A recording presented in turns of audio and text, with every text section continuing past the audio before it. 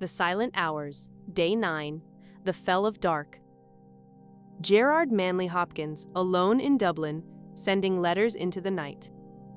The year is 1885, the city Dublin. Gerard Manley Hopkins is 41, and he's sick, and he's tired. He's been in Ireland less than a year, sent there to teach Greek at the new Catholic university, and he's failing at it. He's too gentle for the rowdy lecture hall, and he's buried under hundreds of exam papers, which he grades one by one, late into the night, in a room he can't keep warm. Most of his life, Hopkins had written poems in secret. He was a convert and a priest.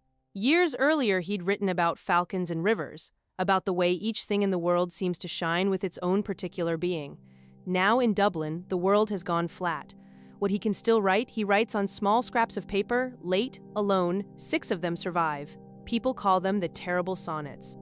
In one of them, Hopkins wakes in the dark and reaches for a word for what the dark feels like. The word he lands on is fell, an old word for an animal's hide, a pelt pressed up against him. He writes, "I wake and feel the fell of dark, not day." There's a certain kind of waking that people of prayer have always known, that the psalm writers knew, and that maybe you know too. It isn't waking into a hard morning. It's waking at 3 in the morning into nothing, into a darkness that has weight and texture and something almost like fur. Your mind goes straight to its grief. Your body knows it before your mind does. Hopkins, in that cold Dublin room, named what he could. He said it tasted like heartburn, like something gone sour.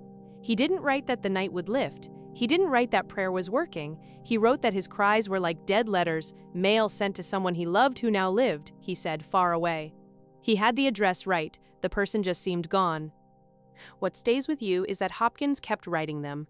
Those poems, the ones that survived, turned out not to be dead letters after all. He sent them into the dark, into the empty room, into a future he didn't live to see. They weren't answered in his lifetime, and still he didn't stop sending them. A man sat in a cold room in Dublin, writing letters to someone who seemed gone, and wrote them anyway. The sending was the prayer, the address held, even when no answer came. Listen to these words from the book of Job, chapter 7, verses 3 and 4. "So I am allotted months of emptiness, and nights of misery are apportioned to me. When I lie down, I say, when shall I rise? But the night is long, and I am full of tossing until dawn." God who seems far away. I'm writing this letter without knowing if it gets there. The night has its own weight tonight. I can't lift it, and I've stopped pretending I can.